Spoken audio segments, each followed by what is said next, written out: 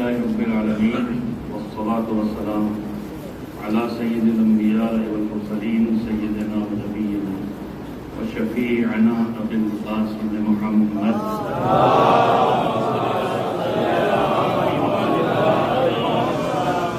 وآل الطيبين الطاهرين المعصومين المظلومين واللعنة الدائمة الباقية على أعدائهم أجمعين من الآن إلى يوم الدين. أما بعد فقال الله سبحانه وتعالى في كتابه المبين بسم الله الرحمن الرحيم اليوم يئس الذين كفروا من دينكم فلا تخشوني اليوم أكملت لكم دينكم وأتممت عليكم نعمتي ورضيت لكم الإسلام دينا. صلوات على محمد وعلى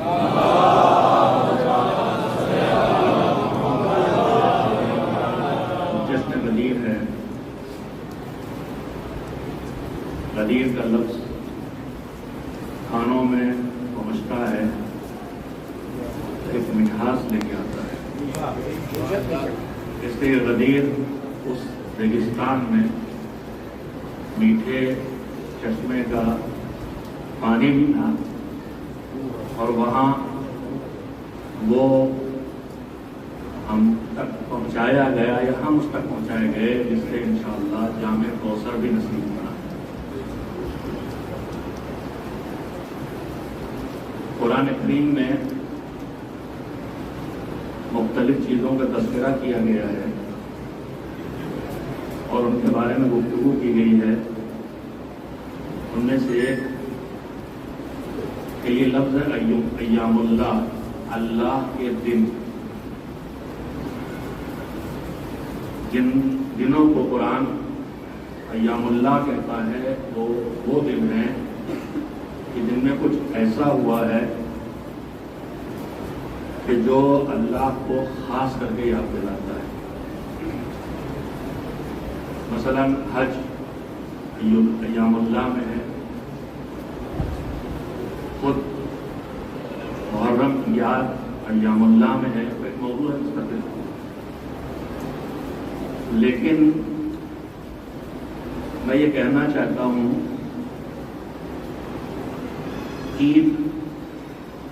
عیدیں بہت سی ہیں. ابھی آپ نام سن ہی رہے تھے. اچھا ہوا ہے کہ بقرہ عید ہو گئی ہے. اگر عربی میں باقی رہتی تو مصیبت کھڑی کرتی. حالانکہ نہ وہ بقر عید ہے نہ بقر عید ہے نہ بقرہ عید ہے، وہ مسلمانوں کی عید ہے. قنوت میں ہم کیا پڑھتے ہیں؟ جعلتہ للمسلمین عیدا. عید الفطر مسلمانوں کی عید ہے. عید الاضحیٰ مسلمانوں کی عید ہے. جمعہ ہماری مسلمانوں کی عید ہے. مباہلہ مسلمانوں کی عیدیں سال بھر کے بہت ہیں، لیکن ہر عید ہے. صرف عید غدیر ہے جو عید اکبر ہے، سب سے بڑی عید ہے. اور اگر روایات میں دیکھیے، ابھی میں آج دیکھ رہا تھا، بہرحال آدمی ہمیشہ کچھ نہ کچھ اپنی جہالت کو کم کر سکتا ہے. میں نے اتنا مطلب نہیں کہا کہ اپنے علم کو بڑھا سکتا ہے. پڑھانے کی بات وہاں ہوگی جہاں ہو. جہالت کو کم کر سکتا ہے آدمی، کہہ سکتا ہے. پڑھ رہا تھا، روایت پہلے ہی پڑھی تھی، لیکن قرآن کریم کے لیے مولا کائنات نے فرمایا ہے کہ وہ، میں الفاظ اپنے بول رہا ہوں، کہ وہ ہمیشہ زندہ ہے، جب پڑھو گے کچھ ملے گا. بالکل یہی صورتحال جن کو اللہ نے قرآن کا ہم پلہ بنایا تھا، یعنی اہل بیت علیہ السلام کے ارشادات کی بھی ہے کہ جتنی بار آپ ان کو پڑھیے گا اس میں سے کچھ نہ کچھ ملے گا. اس لیے کہ یہی دو قیامت تک دین کے بچانے اور پھیلانے کا ذریعہ ہیں، تو ان کی تازگی کو برقرار رکھنا ہوگا. یہ پروردگار کی طرف سے انتظام ہے. تو روایت میں امام جعفر صادق ہے،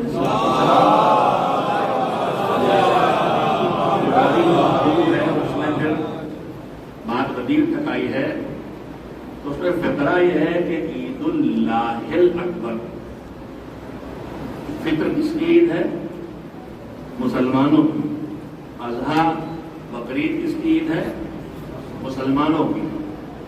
اور جتنی عیدیں ہیں سب مسلمانوں کی عیدیں ہیں، لیکن روایت میں میری آپ کی زبان نہیں کوئی بات لفظ سے آ جائے. عید الفطر نے زیادہ وضاحت نہیں کروں گا. عید غدیر اللہ کی عید، یہ سارا نہیں کہنا، اللہ کی عید ہے. کلمات معصومین کے میں انہیں اردو میں کہہ رہا ہوں، آپ خود غور کریں. عید اکبر ہے اور عید اللہ اکبر ہے. روایت میں فقرہ یہ موجود ہے، میں نے آج ہی پڑھا ہے. عید غدیر ہے، عید اکبر ہے. ابھی میں رہبر شہید کے آج کل مسلسل ایسے جملے لوگ نشر کر رہے ہیں کہ انہوں نے زندگی بھر ان کی گفتگو 70 سال یا 60 سال کم از کم وہ گزری ہے، جس میں انہوں نے مسلسل کار ہدایت انجام دیا ہے.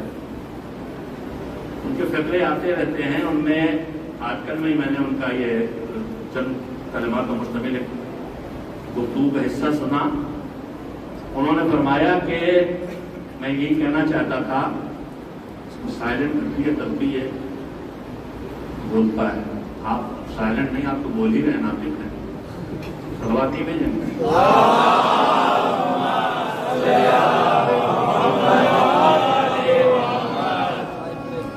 عید ہے، عید غدیر ہے، ایام اللہ ہیں، اللہ کے دنوں میں سے ایک دن ہے یہ، اور یہ سب سے بڑی عید ہے. قرآن کریم میں ہر بات کے تذکرے ہیں، ہر طرح کے تذکرے ہیں، لیکن کسی بھی دن کے لیے عید غدیر کے علاوہ ایک ساتھ اتنی باتیں اور اتنی عظیم باتیں نہیں کہی گئی.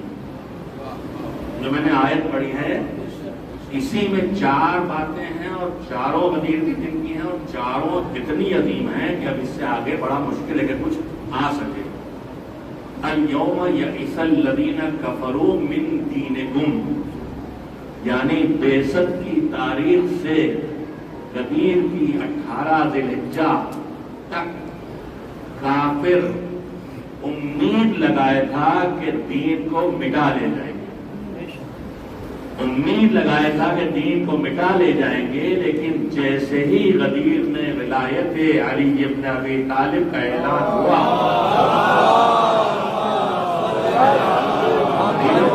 حال جاننے والا مالک کہہ رہا ہے اليوم یئس الذین کفروا من دینکم، اب سارے کافر تمہارے دین سے مایوس ہو گئے. دشمن کی مایوسی پہلی عظمت ہے روزہ غدیر کا. اس کے بعد الیوم اکملت لکم دینکم، دین میں جو کچھ ہے آج تک ادھورا ہے. آج بعثت کا دن، تکمیل دین کا دن نہیں ہے، ہجرت کا دن. اب میں گناؤں نہیں بیٹھ کے آپ کو تو خطابت کے پہلو آئے 10-20 گنا دوں. پوری تاریخ اسلام کا نظر ڈال دیجیے. قرآن کی پہلی آیت نازل ہونے کا دن، بعثت کا دن، مباہلے کا دن، جتنا جی چاہے تاریخ اسلام. کون سا دن دین کے مکمل ہونے کا دن ہے، کامل ہونے کا دن ہے؟ غدیر کا دن دین کے کامل ہونے کا دن ہے. غدیر کا دن دشمن کی مایوسی کا دن ہے. غدیر کا دن دین کے کامل ہونے کا دن ہے.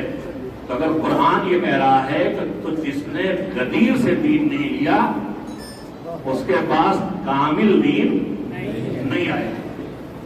تیسرا کیا ہے؟ اللہ کی بے شمار نعمتیں ہیں جن کو کوئی آدمی گن ہی نہیں سکتا. بے شمار نعمتیں ہیں، لیکن ان ساری نعمتوں کو اللہ کہتا ہے اتممت علیکم، ان کو نعمت وجود دی، نعمت ایمان دی، مادی معنوی بے حساب نعمتیں دی ہیں. لیکن غدیر کا دن نعمتوں کے پورے ہونے کا دن ہے. گنتے جائیے گا. کفر کی مایوسی کا دن، دین کے کمال کا دن، اور تیسرا کیا ہے؟ نعمتوں کے پورے ہونے کا دن. تمام کا مطلب اردو میں کبھی کبھی ختم ہونا کہتے ہیں، اور ختم ہونا بھی کہہ سکتے ہیں کہ نعمتیں ختم ہو گئی ہیں، اس سے آگے کوئی نعمت تمہارے لیے اللہ کے پاس بھی نہیں ہے کہ تمہیں نعمت ولایت مل گئی. اور پھر اس کے بعد کیا ہے؟ پوری کائنات کا آخری عروج معراج انسانیت کیا ہے؟ اللہ کی رضا کا پا لینا. وَرَضِيتُ لَكُمُ الْإِسْلَامَ دینا، اللہ کے رضا کے پانے کا دن. اس دن سے بڑھ کے کوئی دن نہیں ہے. اس کی عظمت کو محسوس کریں اور اس کے تقاضوں کو پورا کرنا ہے. میں 2-3 باتیں عرض کر کے، اور ابھی پوری محفل باقی ہے، ابھی جشن حقیقت میں شروع نہیں ہوا ہے. میں نے پیشمانی شروع کی ہے انشاءاللہ ان شعراء کی، کہ جب اس کے بعد آنے والے ہیں. صلوات بھیجیں محمد والے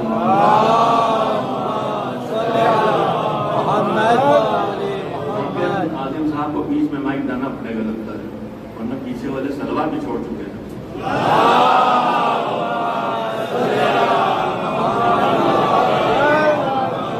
یہی ایک دعا ہے جو رد نہیں ہوتی. یہ دعا ہے دعا ہے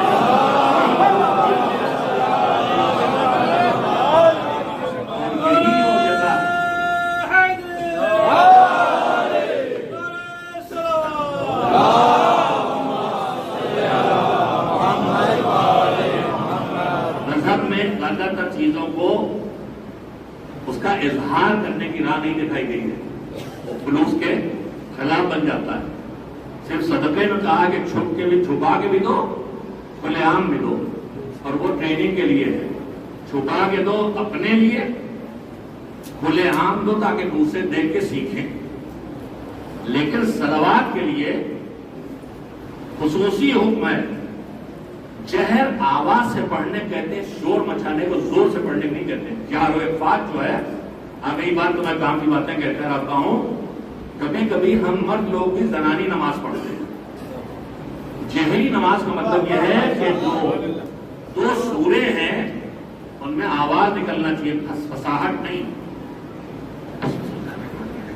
یہ جہر نہیں ہے، اخفاء ہے.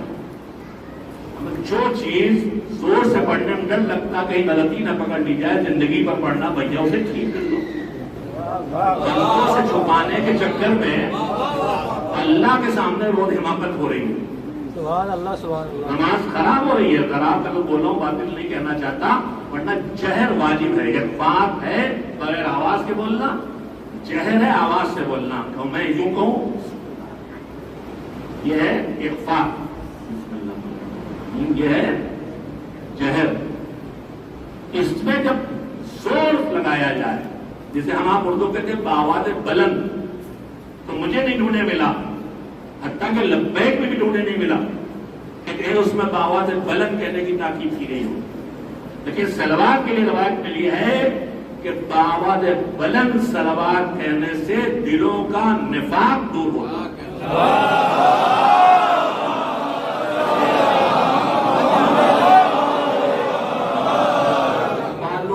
زور سے صلوات بھیجیں گے کہ مولانا صاحب تم اپنا نفاق والے ہو، اسی لیے زور سے صلوات بھیج رہے ہو.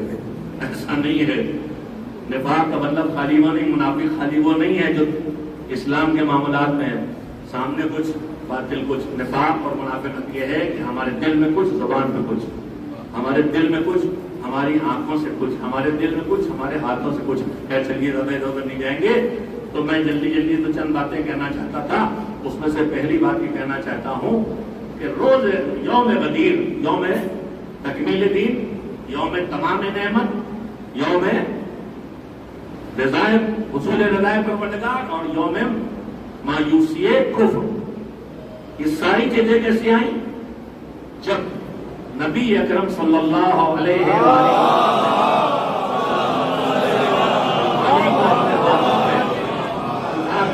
اعلان کیا من کنت مولا ہو فہذا علی مولا. باتیں بہت ہیں لیکن میں تھوڑا سلو بھی بولنے لگا ہوں اور وقت بھی گزر رہا ہے. جلدی کہنا چاہتا ہوں. غدیر میں لیکن بگاڑنے کو تحریف کہتے ہیں مذہبی زبان میں. تحریف کی 2 قسمیں ہوتی ہیں، ایک لفظوں کو بدلنا، ایک اس کے معنی کو بدلنا. لفظ وہیں رہ جائیں، معنی بدلے جائیں. حدیث غدیر اب ایک مذہبی اصطلاح ہے. حدیث متواتر یعنی جہاں سے چلی ہم تک پہنچی، ہر سطح پر بیان کرنے والوں کی اتنی بڑی تعداد ہو کہ یہ یقین ہو جائے کہ اتنے لوگ جھوٹ نہیں بول سکتے، جھوٹ نہیں گڑھ سکتے. اس کو کہتے ہیں حدیث متواتر. حدیث غدیر سلسلہ اہل سنت اور سلسلہ شیعہ دونوں میں متواتر حدیث ہے، تواتر کے ساتھ آئی ہے. لہذا اس حدیث سے انکار تو کوئی نہیں کر پایا، انکار تو کوئی نہیں کر پایا. بعض جگہوں پہ تحریف لفظی ہوئی ہے، حدیث ثقلین بھی اسی طرح ہے، لیکن وہاں تحریف لفظی کر دی گئی. کتاب اللہ ہے، فطرتی و اہل بیتی کے بجائے سنتی لے آیا گیا، وہ ایک الگ بحث ہے. یہاں من کنت مولا فعلی ھذا علی مولا کو بدلا نہیں جا سکا، مگر اس کے مفہوم کو بدلا گیا. ہر عربی لفظ کے بے حساب معنی ہے، اور کون معنی یہاں پہ مراد ہے، اس سے کہتے ہیں قرینہ، ارد گرد کا حالات، ماحول، گفتگو کا لہجہ. ایک میں کہہ رہا ہوں آئیے آئیے آئیے، اور ایک کہوں تشریف لائیے تشریف لائیے. ایک ہوتا ہے ڈرانے والا تشریف لائیے، ایک ہوتا ہے احترام والا تشریف لائیے. حالات بتاتے ہیں، قرائن کہتے ہیں. تو لفظ کے معنی بہت چیزیں طے کرتی ہیں، ان میں اس وقت کے ماحول اور حالات کیا ہیں. غدیر خم میں جو من کنت مولا حضور نے فرمایا، اس کے معنی بدلے گئے. حضور نے تو معنی طے کر دیے تھے. پہلے پوچھا یہ بتاؤ الستو منکم الستو اولا منکم، میں کیا تم سے زیادہ تمہارے اوپر اولا نہیں ہوں؟ کیا مطلب؟ یعنی تمہارے اوپر تم سے زیادہ میرا اختیار نہیں ہے؟ تو سب نے کہا ہاں آپ کا اختیار ہمارے اوپر، ہم اپنے آپ کو مار نہیں سکتے، لیکن آپ کو تو جان دینا پڑے گا. تو آپ کا ہمارے اوپر ہم سے زیادہ اختیار ہے. تو پہلے علی کو مولا کہنے سے پہلے اس سوال کے ذریعے حضور نے طے کر دیا کہ نہ یہاں دوستی کو پوچھا جا رہا ہے، نہ کسی اور کو پوچھا جا رہا ہے. یہاں یہ پوچھا جا رہا ہے میرے اوپر تمہارے اوپر میرا اختیار تم سے زیادہ ہے کہ نہیں. اب اس کے بعد فرمان کن تم مولا ہو، تب کہا میں جس کا مولا اس کے علی مولا. تو خود حضور نے اس وقت کے حالات کے تحت سوال کر کے مولا کے معنی طے کر دیے تھے، مگر بعد میں نکل آیا کہ مولا علی کو مولا بنایا، اور مولا کے معنی ہوتے دوست. کبھی کبھی بات آتے بڑی آسانی سے سمجھی جا سکتی، جو علمی بحث سمجھ نہیں آتی. میں نے چند سال پہلے کہیں پڑھا تھا کہ افغانستان میں کہیں دو عالم تھے، ایک دوسرے کے دوست تھے، بہت پڑھے لکھے لوگ. ان میں سے ایک مذہب اہل بیت کا ہے، ان کے دوسرے دوست مثلا وہ کابل میں وہ کہیں اور گھنٹوں کے فاصلے پہ رہتے، ان سے دوسرے تو خود سے ملنے آئے. ملاقات ہوئی، بحث ہوئی اس موضوع پر. انہوں نے کہا مولا کے معنی دوست، یہ کہتے رہے جو اہل بیت سے وابستہ ہو گئے مولا کے معنی حاکم. اسی بحث کے دوران جہاں سے وہ آئے تھے رکنے کی نیت سے آئے تو وہاں سے اطلاع آئی کہ آپ کی والدہ بیمار ہو گئی. وہ فوراً واپس چل پڑے. جب 2-3 گھنٹے جا چکے اور 2-3 گھنٹے سفر رہ گیا تو ایک مرتبہ یہاں سے دوست نے فون کیا، بہت ضروری کام ہے واپس آؤ. ان کا بھائی والدہ بیمار ہو گئی اور چھوڑ کے آیا ہوں، کیسے واپس آؤں؟ لیکن انہوں نے اتنا اصرار کیا کہ نہیں واپس آؤ واپس آؤ واپس آؤ. آخر واپس آ گئے. سنیے گا، جب واپس آ گئے تو اس سے پہلے غدیر کا منظر یاد کر لیجیے. میدان غدیر میں جب حضور پہنچے کچھ آگے چلے گئے تھے، ان کو واپس بلایا. کچھ پیچھے رہ گئے تھے، ان کا انتظار کیا. جب سب کو جمع کر لیا تو بتایا علی مولا ہے، تمہارے مولا ہے. اس صورتحال کو یاد رکھیے گا. دھوپ میں واپس بلانا، دھوپ میں انتظار کروانا. اب اس کے بعد اگر یہ ہے کہ جس کا میں دوست ہوں علی اس کے دوست ہے، یہ بتایا جا رہا نا. تو ان کو جو جا چکے تھے اور بڑا راستہ طے کر چکے تھے اور ماں کی بیماری کی خبر پہ گئے تھے، ان کو اتنا اصرار کیا کہ بلا لیا. جب واپس آیا وہ دوست، کب بھائی کون سی ایسی بات تھی، اتنی آفت تھی تم نے بلا لیا مجھے؟ تو انہوں نے کہا میں نے تم کو اس لیے بلایا ہے کہ میں تم سے بتانا چاہتا ہوں میں تمہارا دوست ہوں. 2-4 لوگوں تک پہنچی. واپس بلا کے سب حالات واپس بلا کے اصرار کر کے واپس بلا کے اور کہا کہ بتانا ہے کہ میں تمہارا دوست ہوں. تو انہوں نے کہا یار یہ بھی کوئی بات ہے، تم دوست نہیں، کوئی کہنے کی بات ہے. تو ان کا بھیا اگر اتنے سے زبردست واپس آئے اور میں کہہ رہا ہوں تمہارا دوست تم کہہ رہے کوئی بتانے کی بات ہے، ادھر سے بلایا، انتظار ادھر کا کیا اور دھوپ میں کھڑا کر کے اور مصیبت کھڑی کر کے کہہ دیا کہ اس کا علی دوست، میں دوست، اس کا علی دوست ہے، یہ کوئی کہنے کی بات ہے؟ اس کا مطلب یہ ہے کہ یہاں مولا کے معنی دوست کے نہیں ہے، مولا کے معنی وہ ہے جو آج تک سمجھے نہیں گئے، تاجلی کو سمجھا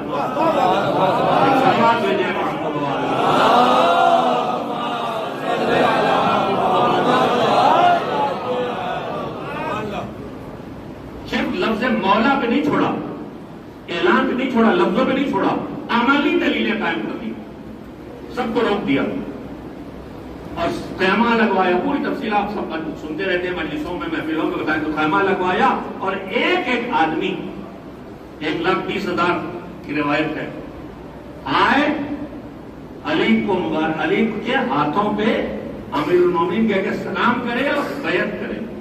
یہ سلسلہ چلتا رہا، نتیجہ کیا ہوا؟ انتظار ہوا۔ اب جو اعلان ولایت کے بعد روکا گیا تو تاریخیں بتاتی ہیں کہ 3 دن لگ گئے۔ اب یہ بتائیے آج کل بھی آج آپ کے ساتھ حالات کچھ خراب ہیں تو آپ جو حج پہ گئے ان کے لیے کچھ زیادہ فکر مندی تھی کہ نہیں؟ حالانکہ لمحے لمحے کی خبر مل رہی ہے۔ ہمارے بچپن میں جب پانی کے جہاز سے گئے 3 مہینے 2.5 مہینے 2 مہینے سفر ہے تو حاجی صاحب گئے، حاجی صاحب آئے، کب واپس آئیں گے؟ جب تک خیریت سے واپس نہ آئے ایک بے چینی رہتی تھی۔ اس دور میں ریگستانوں کا سفر، کہاں بھٹک جائے نہیں معلوم، کہاں پانی ختم ہو جائے نہیں معلوم، کہاں راہزن لوٹ لے نہیں معلوم۔ تو جو حاجی گیا ہے اس کی واپسی تک اس کے کنبے کے وطن کے لوگ اس کے منتظر ہیں کہ نہیں؟ اب جتنے حاجی گئے ہیں حضور نے اعلان کیا کوئی قبیلہ بچا نہیں ہے جہاں سے نہ آئے ہوں۔ 1,20,000 کی تعداد نہ جانے کتنی دور تک کے قبیلوں سے آئے، کوئی قبیلہ بچا نہیں۔ اب حج ختم ہو گیا، آج 11 ہے، آج 12 ہے، آج 13 ہے، آج چلے اپنا اپنا حساب لگا بیٹھے ہیں۔ ہمارا چچا کب آئے گا، ہمارے ابا کب آئیں گے، ہمارے بھیا کب آئیں گے، ہماری اماں کا آئے گی، ہو رہا ہے نہیں انتظار۔ اب جہاں جس گاؤں میں جس کے آنے کا خطیبانوں کا بسا سے مجھے باتیں یاد آ گئی، جس کے پہنچنے کا دن ہے انتظار کا، پڑوسی ہے بھیا آئے نہیں کا نہیں آئے، اگلے دن گاؤں والے اور شروع آئے نہیں، ابھی تو نہیں آئے۔ اب 3 دن ہو گئی، ذرا پتا چلا اس بھی گئے تھے، جلدی کہہ دوں، حالانکہ اس میں وقت لگ رہا جیسے ہمارے حاضم میاں وعدہ کر کے شعر سنا رہے تھے، ویسے میں کم وقت کی باتیں کرتے تھے، زیادہ دل لینے والا ہوں، سلوات بھیج دیے پھر بھی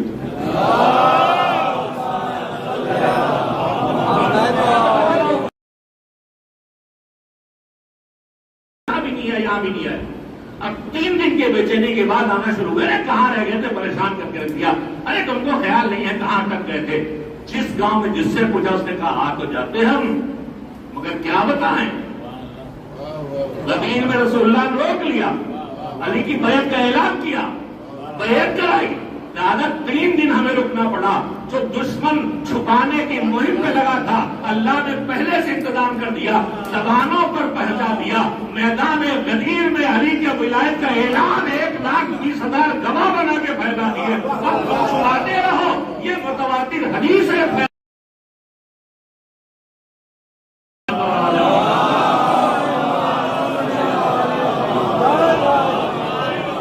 اس کے بعد اور معنی طے کر لیجیے، رویے کس لفظ کے، کس بات کے کہے جانے کے بعد کس کا کیا رویہ ہوتا ہے۔ ایک بے شعور کا رویہ ہوتا ہے، ایک باشعور کا رویہ ہوتا ہے، بڑا فرق ہوتا ہے۔ ایک چھٹ بھئیے کا رویہ ہوتا ہے، ایک بڑے دل والے کا رویے بدلتے ہیں، حالات میں ماحول میں رویے بدلتے ہیں اور رویوں سے طے ہوتا ہے۔ جاؤ سلام کرو امیر المومنین کہہ کے اور بیعت کرو۔ پیغمبر کے بہت قریب کہے جانے والے، میں نے مجہول کا صیغہ استعمال کیا، معروف کا نہیں، کہے جانے والے عربی میں ہوتا ہے معروف و مجہول۔ جب پتا ہو کس نے کیا تو معروف، اور جب پتا ہو کسی نے دیوار پہ لکھ دیا ہے، لکھا ہوا ہے تو پتہ نہیں کس نے لکھا ہے، اور میں نے لکھا ہے سفیدہ نے لکھا ہے.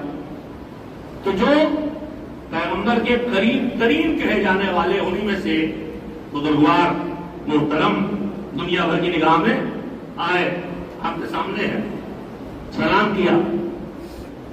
اس کے بعد کیا کہا؟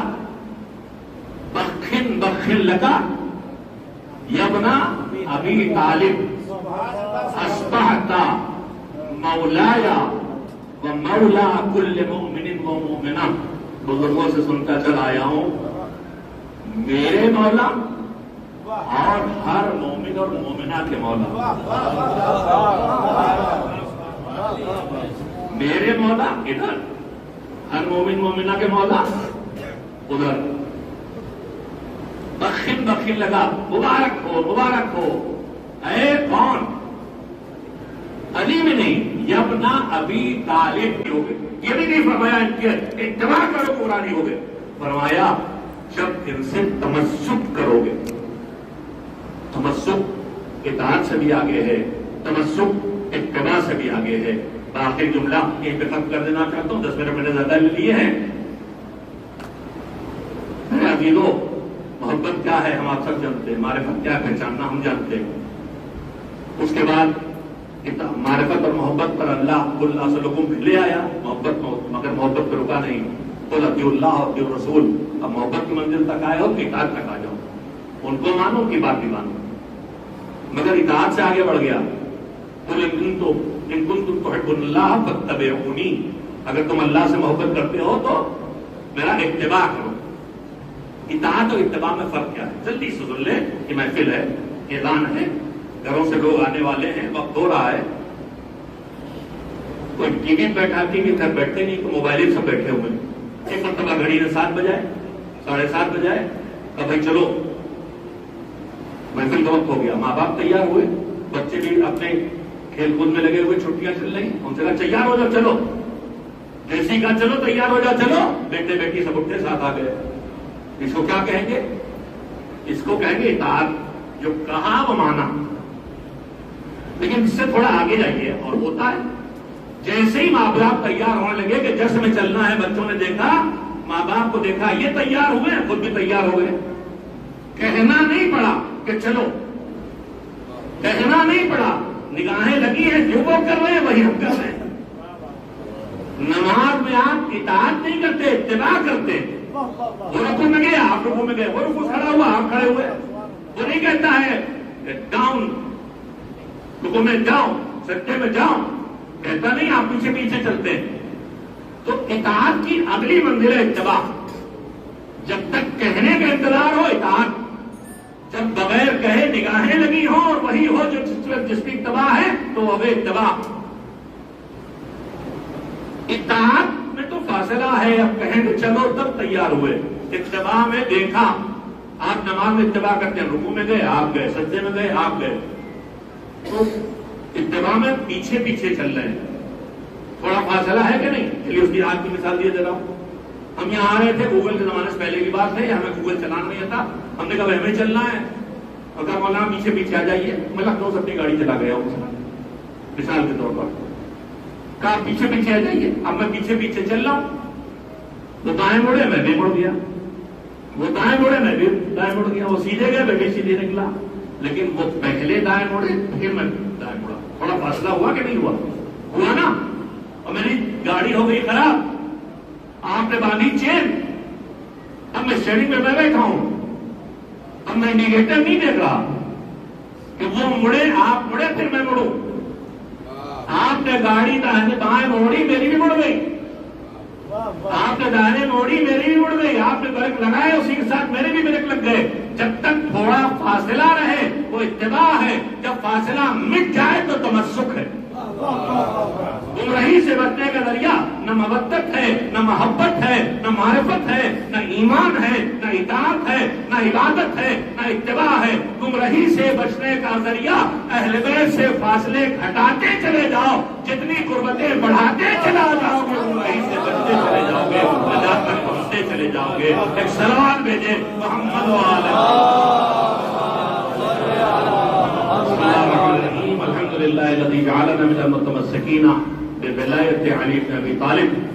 والائمۃ من ذریتہ علیہم الصلاۃ والسلام، پروردگار تیرے ہم تیرا شکر کہ تو نے ہمیں محمد و آل محمد مولا علی اور ان کی نسل کے سارے ائمہ کی ولایت سے ہمیں اور اس سے متمسک ہونے کا. دیکھیے یہاں بھی کل آپ کو اعمال غدیر میں جو کام کرنا ہے ان میں سے دو چیزیں ہم سب کر ہی سکتے ہیں. نماز نہ پڑھیں چلیے لیکن پڑھیں، دعائیں ہیں پڑھیں. اب کم سے کم غدیر کے دن کو سجدہ شکر ڈالیں، کو شکریہ ادا کرتے ہیں اللہ کی. تو بڑا احسان. ہمارے ہاں بعض عیدیں ایسے گزر جاتی ہیں کہ ہم خالی عید کا مطلب خوشی منانا، مٹھائی کھانا، جبکہ ہر عید میں عبادت ہے. بہرحال اس میں دو چیزیں ہیں. ایک ملاقات بھی کہنا پروردگار تیری ہم کہ جس نے ہم کو ان میں قرار دیا جو علی اور ان کی اولاد کی ولایت سے متمسک ہیں، کیوں پکڑے چمٹے. ایک تو یہ ملاقات پہ. دوسرا کیا ہے؟ عقد مواخات. جیسے سب کو بھائی بنایا تھا حضور نے، مولا علی کو اپنا بھائی بنایا تھا. غدیر کے دن عقد مواخات. اور اس کے جو کلمات لکھے ہیں دعاؤں کتابوں میں سے ترجمہ پڑھتا ہوں کہ میں آپ کا ہاتھ میں لوں اور میں کہوں کہ میں نے تمہیں اپنا بھائی بنایا، تم سے اپنا دل صاف کیا، تم سے عہد کیا اللہ کے لیے کہ میں اگر جنتی بن سکا اور مجھے حق کے شفاعت ملا کہ میں بھی کسی کو لے جاؤں تو تمہیں لیے بغیر نہیں جاؤں گا. وہ بھی کہے گا میں نے بھی آپ کی بات کو مانا. پھر اگلا جملہ ہوگا بہت توجہ کے قابل ہے. دل غدیر کا دن کاہے کا دن ہے؟ کینے نکالنے کا دن ہے. اللہ کے دل صاف کرنے کا دن ہے. کل ابھی گلیے میں لیے گا انشاءاللہ شب غدیر ہے تو اس سے پہلے دل کو کھرچ ڈالے گا کسی کے لیے دل میں کچھ بیٹھا ہے.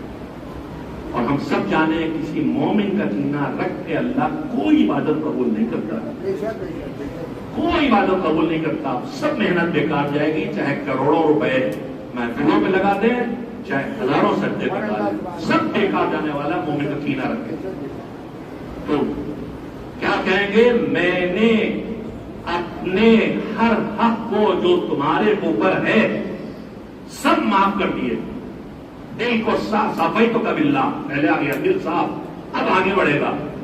جتنا حق ہے تم نے مجھے برا بلا کا تھا معاف کیا، حق ہے میرا تمہارے اوپر، رسولوں کا حق ہے. برا بلا کا تھا معاف کیا، رشتہ توڑا تھا معاف کیا، پیسے مارے معاف کیا. جتنا حق ہے معاف کر دیا، مگر 3 حق نہیں معاف کروں گا. یہ مذہب ہے. یہ کا ایک حق دعا کا معاف نہیں کروں گا، دعا تمہیں میرے لیے کرنا پڑے گا. دوسرا حق زیارت کا معاف نہیں کروں، ملنا پڑے گا. تیسرا حق شفاعت کا معاف نہیں کروں گا. تمہیں کہیں سے کسی تمہارے کام کو جیسے اللہ نے کہا 2-4 کو لے کے جا اندر تو وہاں تجھے میری شفاعت کرنا پڑے گی. بس میں یہیں پہ اپنی بات کو ختم کرتا ہوں. جیسے کے بعد گلے ملیں گے اس وقت دلوں میں پہلے ابھی بیٹھ کے صاف کر لیں، آنکھیں مونڈے کس کے دل میں کینہ ہے پروردگار تیری مدد کے لیے بغیر نہیں نکلنے والا ہے تو نکال دے، دل کو صاف کر دے. میں حق دوسروں کے معاف کروں تو کل اللہ سے جا کے کہہ سکوں. روایات کا خلاصہ ہے کہ پروردگار میں چھوٹا سے بندہ ہو کے میں نے جو اپنے دل میں جن کا بھی حق میں نے اوپر تھا ان سب کو معاف کر دیا تو تو بہت بڑا کریم ہے. تیرے اوپر جو میرے حق رہ گئے ہیں، تیرے حق کے اوپر رہ گئے ہیں ان کو تو معاف کر دے. اب میں آخر میں کہوں گا ان ساری دعاؤں کو قبول کرنے کے لیے پروردگار یہ دعا ساری دعائیں چھوڑ کے آخری دعا اور اس وقت کی سب سے بڑی دعا یہ ہے پروردگار سید شہید اور اس کے ساتھ جانے والے شہداء نے جو کامیابی عطا کی اور دشمن کو شکست کے کنارے پہنچا دیا ہے، اس شکست کی رفتار کو تیز تر کر دے. ان سب کی حفاظت فرما اور جلد از جلد دنیا کو اہل بیت سے اتنے نزدیک لے آ کہ منتقم خون حسین ظہور فرمائے اور ظلم سے بھری دنیا کو عدل و انصاف سے پاک کر دے. ان اللہ و ملائکتہ یصلون علی النبی یا ایھا الذین آمنوا صلوا علیہ وسلموا تسلیما.